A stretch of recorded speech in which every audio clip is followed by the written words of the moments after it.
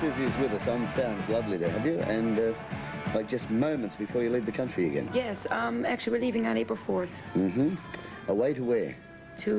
Back to London for 2 weeks, and then we go on a Scandinavian tour, and then we go to America, and then we're going to try to get back here for July, August. You're coming back in July. Yeah, I'll hope. You do still tour a lot, is that correct? Yeah, well, we used to do it like 9-10 months a few years ago, and now we really cut down, and we do 7 or 8 months. That's good. We do tour a lot. We're a working band. Uh-huh. And you like that? You prefer that to getting off the road and having a rest? Well, the whole reason that you get into the business is to do gigs.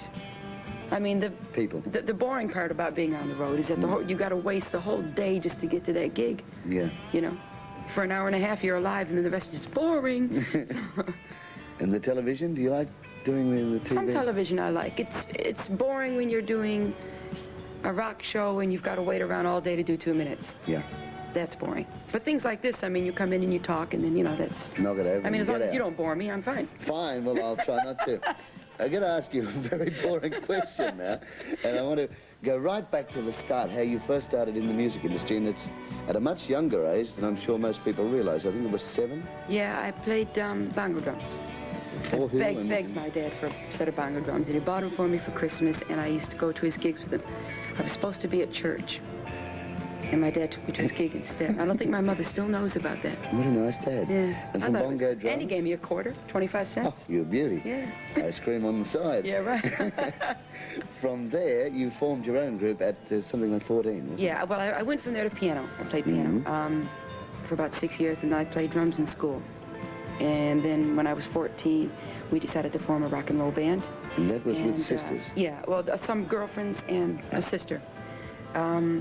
Different sisters in through the years, you know, we kept changing around. And when we did that, every girl picked an instrument, and nobody picked the bass. They gave it to me. They said, you got it right. I mean, I'm only 5'1", you know what I mean? Right. So I got this huge thing out which stood out there, and I taught myself how to play it. And then luckily, I fell in love with the instrument, and I never wanted to play anything else. And you continued. Then later, did that band split completely, or was that an additive to that band that went to Vietnam? That was a band called... No, that was the same band, only it was different members. I mean, it kept changing around and all that. Small change. Yeah, that was terrible, that was. Because we went into the hospital to where the people had just come off the plane and they weren't really cleaned up properly. Right. And we had to go through the corridor singing for them. So that was pretty horrific. I was only 17 at the time. 17, yeah. So, all up to now, you've been born in America, you've lived in America, you've played in America. Yes. And then later you go to England. I went to England in 1971. We'll pick that up after we have a look at this brand new single of yours, Lipstick, if that's okay with you. Okay. Okay. Suzi and Lipstick, and we come back and find out what happened from England up. You broke my heart when you come home with someone else's lipstick on.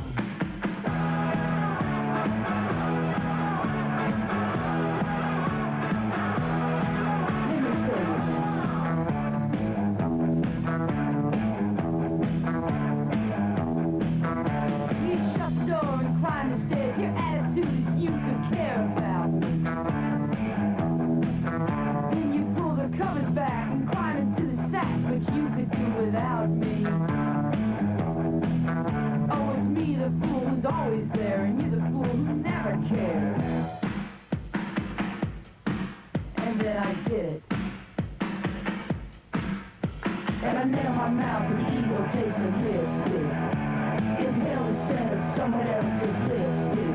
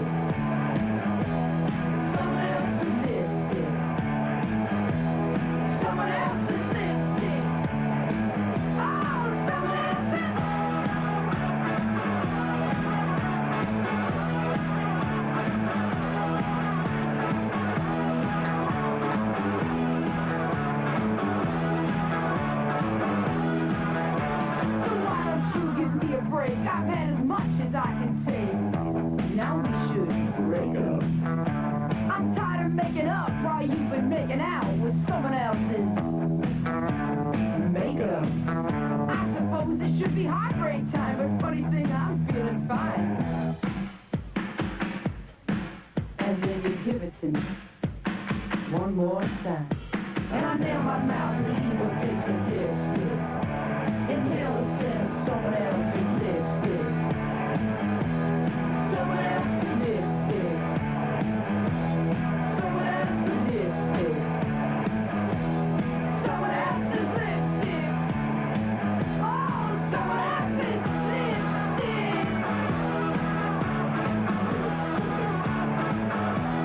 Someone's trashy lipstick. Someone's sticky lipstick. Someone's scarlet lipstick.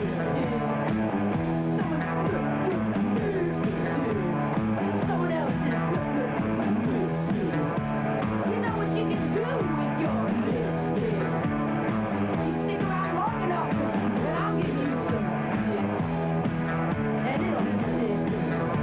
You see, I've had enough of your lipstick. So you better pick up and get out of the street. Lipstick, Suzi Quatro, that's the brand new single, and you should get a hold of it because by the time she comes back in July, it's going to be an enormous hit.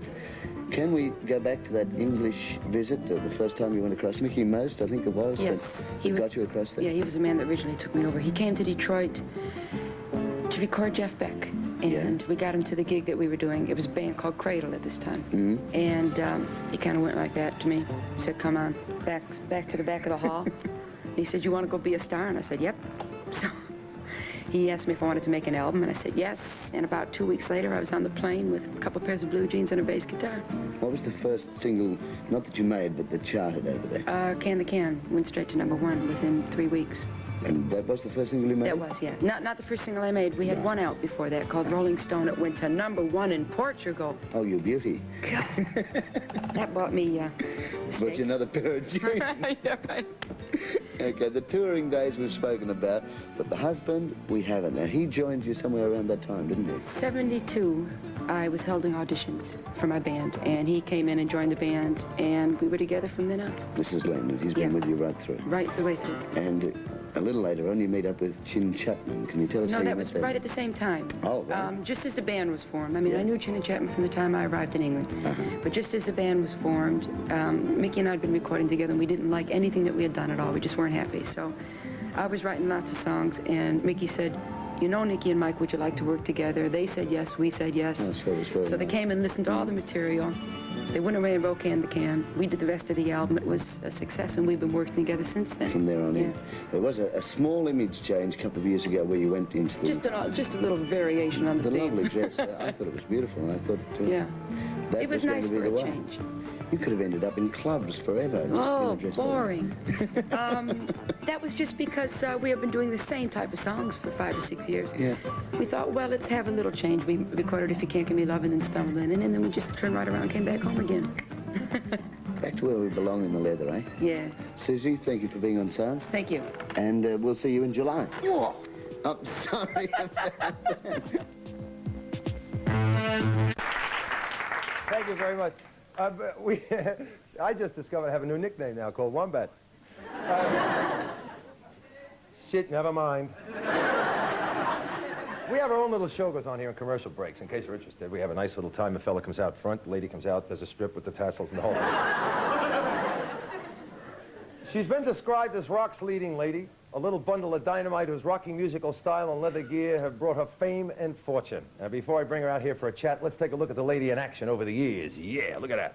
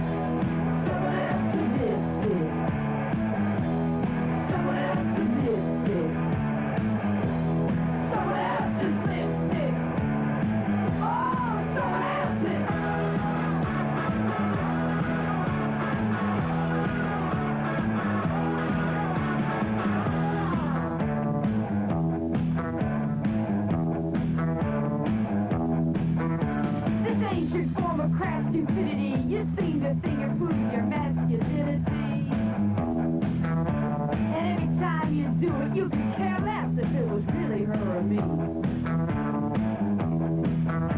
You know you do it really well, just bad enough for me to tell. Suzi Quatro,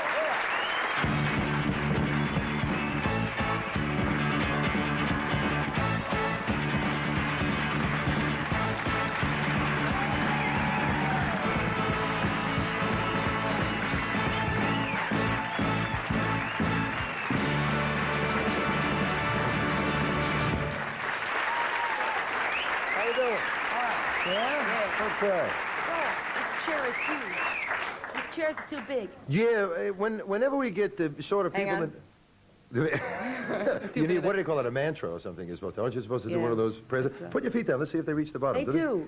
Do they reach the floor? Yeah, if I go like this. Oh, yeah? If you cheat, what happened to your eye here? This is my birthmark. Really? It is, yeah, I honestly. didn't see it on any I've of got, the... my old man is about 6 foot tall. Nobody ever believes that, but it is. I was born upside down. And, Really? with my shoes on, too. Yeah? I was watching that film clip over there, and the one thing, maybe I'm just because I'm a stickler or something, you had one piece of hair that kept coming over I here, and you know, do it, and I always. thought you were shaking your head to get it off and could never get it off. Were you trying to get it off? Right? That happens to me every time I do a television show. This one little bit here just kind of sticks. Does it? Oh, yeah, that's right. It does, too, even if you put it there. I was reading today about Detroit, Michigan. That's a pretty heavy rock town. I mean, isn't it the birthplace of Motown and all that business? And Yeah, yet you it's, chose to leave there. It's got Motown, and it's also got most of the music industries from Detroit. Half the bands that are making it today, you got Ted Nugent, the Amboy Dukes, Brownsville Station, the MC5. There's millions of people. It's a very, very music-orientated city. Well, why did you leave there? Why did you choose England, to leave there and go to England? I was in bands from the time I was 14, and we were touring America all through the years and everything. And 1970 it was, I decided to go solo. And at that time, I got an offer from an American record company to stay in America and make an album and be a star. Yeah. And I got Well, an that's offer. what they told you anyway. Yes, they told me. Yeah, I've right, heard that yeah. before, yeah. Yeah. And then I also got an offer to go to England. And I just chose to go to England. I ended up staying there. I was only supposed to go for 3 months, and that was 1971. It's now 1981, and I still live there. Yeah, and on an estate now, they tell me. Yeah, you first went there, you had a small apartment. Now I saw a picture in the newspaper the other day, this Small beautiful apartment. estate with gates. I wish I did have a small apartment. I lived in a room no bigger than this chair. Is that right? Yeah. Yes? And the toilet was down the hall. It was terrible. Absolutely diabolically lonely. Have to wait online to get in? Yeah, really. Yeah, it's lovely. What about the estate? We have a manor house built in 1590. Oh, fantastic. Isn't that lovely? It's great because my parents came to visit me about 2 months ago. And you know these old places, the walls are crooked and the floors are crooked and everything. Yeah, yeah. So my father woke up early with jet lag, and I came down early, and we're sitting in the kitchen talking, and he says, "Now, Susan, I want to have a serious talk with you." I went, "Yeah?" He said, "I just want to tell you, I don't know if you realize this or not, but the walls in this house are crooked." He's worried thought you got a bad deal Yeah, or something, right, he Yeah. did. House is too old. Yeah, right. Has it changed your lifestyle, Susie, living in that sort of place? Not at all, actually. You don't feel like the lord and lady? I could be a princess and it wouldn't change my lifestyle. Yeah. I'm just exactly who I am. You know, it makes no difference if I'm poor or rich. Is the bikies thing a put on, or is it for real? Well, I've been wearing leather for a long, long time now. I got my first leather jacket when I was about 12. I mean, I was like a tomboy kid, you know. I didn't have dolls, I had soldiers. Yeah, it's true. My poor mother, I really feel sorry for her now when I look back. She was always so worried about me, you know. But the bike thing, you know, last time you came here to Australia, I think you had the 8 million bikies hanging around you all That's the time. right, There's yeah. nothing wrong with bikies, that's not what I'm saying. It just Yeah, you doesn't better, seem like... there's a few waiting out there for you now. Are they? actually. Yeah. I'm going that way. No, I mean, it's just that they seem to like you, and it seems to be your style. You just bought a new bike. Yeah, we just got given one, actually, from, you can't do advertisements on a show, can you? Yeah, say what it is. On who cares? Yamaha. A Yamaha? Yeah, Good. We got a 250. piano like that. You can drive that out of here if you Yeah, want. right. Yeah, right, too. We want to do. What And- sign are you? The Scorpio. Are you really? Yeah, what are you? A Gemini. Yeah, we don't get along at all. No. No, I don't think no, true. No, It's no, true. it's not. The truth of the matter is my very best friend in the whole world. He is a Gemini. He lives in Los Angeles. If you can get it together, it's a very, very valuable But relationship. Geminis are two people, aren't Yes. they? I mean, you wake You're up in only the talking morning... to one of me right now. Is that right? Yes. Well, bring out the other one. All right. No, sorry. She's in the dressing room. Your husband is an ex-fighter, Yes. and but pretty strict with you. again, I can only pick up things out of articles and things, but they were talking about you picked up a cigarette and he sort of slaps your hand and says, no smoking, you're a singer. Oh, yeah, he does. He tries to keep me not smoking, but whenever he's not around, I do occasionally. You go and you sneak one or two. God, what if he's watching? Yes. The Fonzie part, Fonzie, I shouldn't say that, the Happy Days role, of course, you played Leather Tuscadero. That's right, yeah. And I understand that they searched for a long time before they came upon you, yet you were still on the scene. Well, they had the script for about 6 months. And this is what the producer told me, because I asked him, why did you choose me? Because, I mean, I wasn't an actress at this point. I was just a rock and roll singer. And he said that they looked high and low to find somebody. They needed a girl that was tough, but also sweet. And they needed that combination. They said all the girls they tried, we were the too tough or too sweet. So they looked and looked and looked. They couldn't find anybody. And the casting director's daughter had a picture of me on her bedroom wall from the Rolling Stone, right? Yeah. And he walked into the room. It was funny. And he went, who's that? And she said, Suzi Quatro. And he went, that's who we were looking for, without meeting me ever. So they called me up, and I was in Japan. And they said, would you fly over and audition? So I said, would I? I was on the plane in 2 seconds. Of course you would. And yes. I went over. Hit television series, you can. Yeah, well, I wanted to do acting for a long time, and that was a part I knew I could do. When they said the show, I love the 50s. Yeah. And they said it's a part called Leather Tuscadero. I said, gotta be for me, that one. Yes, yes, perfect. And it worked out really well. Yeah, and of course, working with him would be a pleasure, too. He's a really great guy. Yeah. The whole cast is fabulous. Yeah, I went in there and I said to them all, because it'd be very easy for me to come to them all big time, you know? Yeah. Which would be the natural thing to do for a lot of other performers. And I just said to them, look, I said, I know you know me as a singer and all that, and I know that I sold lots of records and big deal. I said, this is a new medium for me. I said, you hear me doing something wrong, you see me doing something wrong, please give me a hand because you're all professionals. And they couldn't have been more helpful. Yeah, that's always the way to go. The Confessions of a... they're giving me a wind-up here because we've got to move along. We have a remote thing we're going to, and so we don't want to miss it. But I must talk to you really quickly about this now, and this is the most interesting part. You've written a book, which is actually a screenplay, called Confessions of a Survivor. Yes. But you want to play the lead in this thing. You're doing a real Sylvester Stallone here. Well, I figure it's cheaper than a psychiatrist. Is it? Well, what's the story about it? Is it your real things out of your life? Yeah, it's right the way from the beginning of my childhood, right the way up to about 1976. And I typed it out myself, and it's a very, very interesting thing. You got to see it. You got to read it. It takes just a girl and the way that she is and the way that she's brought up and the reason why she gets into the business and the reason why she's able to maintain in the business. And the reason, all the emotions. It doesn't deal with all the dirt side of it, because that, to me, is just boring. Yeah. You want to be an actress, obviously. I would like to get into it more, yeah. I mean, I never give up my singing. That's most of me. Let me, I just have to say really quickly, and I'm not throwing any bobs here, but we should explain to a lot of people that there have been certain problems with you singing or not singing on the show. In case anybody is wondering why, I don't want them to think that we said no or you said no. It was just a series of problems that came up. But when we come back to do a tour with the band, we'd love to come out and sing that. Will you come here with the band and sing for us, please? Would you do that? You can have earphones before we go on. I love it. Okay. Thank you very much. Okay. Suzi Quatro, we'll be back at the rest of the dinner with Prince Philip. Hang in there. We'll be right back.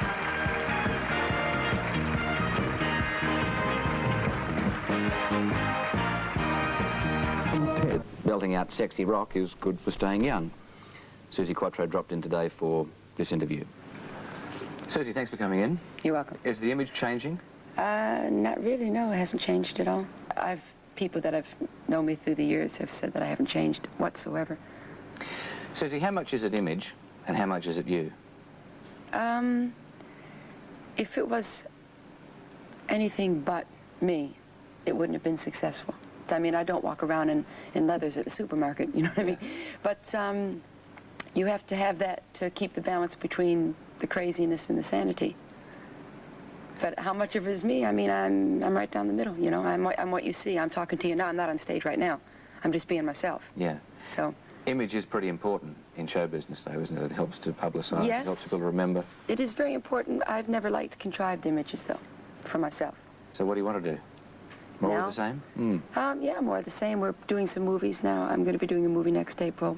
And also, I've written a book called Confessions of a Survivor, which is about my life. Well, I read that a couple of years back that was coming out, and then I heard no more about it. Jackie Collins was going to ghost it. That's right. I didn't know. Jackie Collins was never going to ghost it. I refused to have anybody even put a finger down on the typewriter when I was doing it. There was some publicity that she was... Was there? No.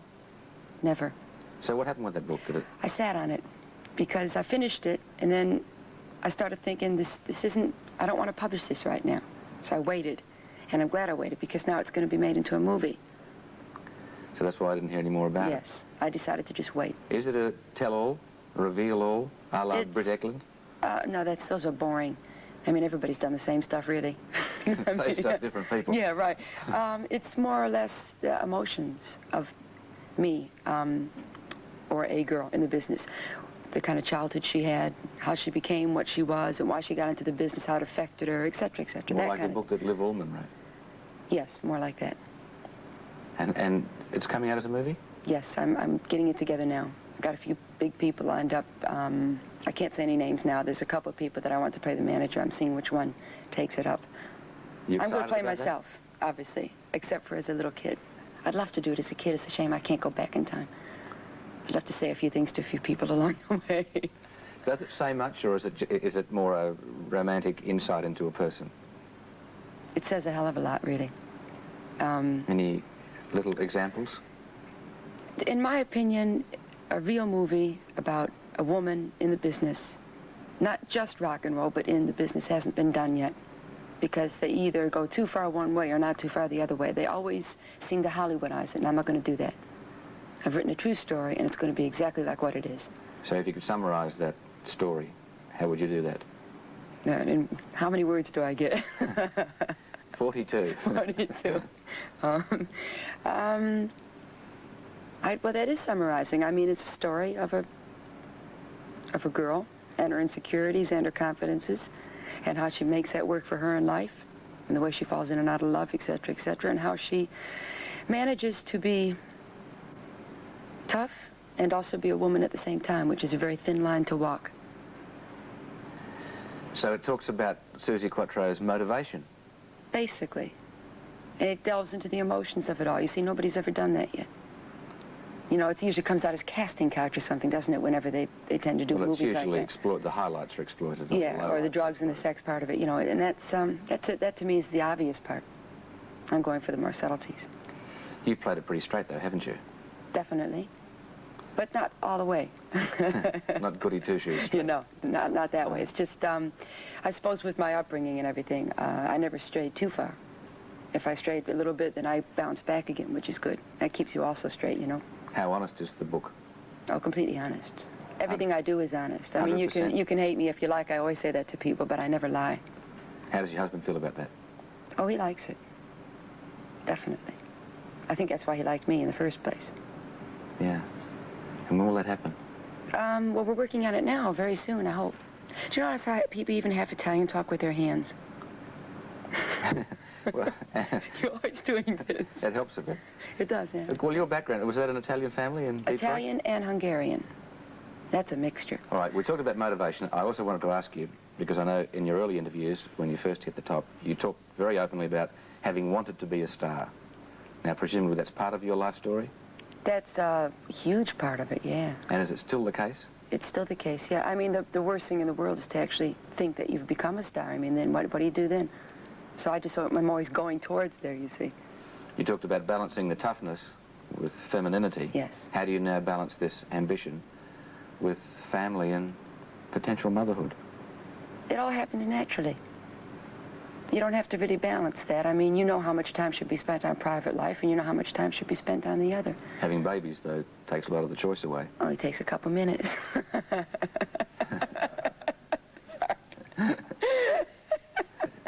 It takes longer. Yes, Just I know. believe me. I'm only joking. So no plans there yet? Yeah, we're going to have a family, definitely. I don't know when. But that can all be done within context anyway. You know, you don't have to... You can bring your children into your world. You don't have to give it up for them. And after that? After that, I don't know. Just keep going. Just keep going. Just keep going. Just keep smiling. Suzi, great to talk with you. See you again. Thank you. Suzi Quatro. We'll be back with more in just a moment. You're not overly well known in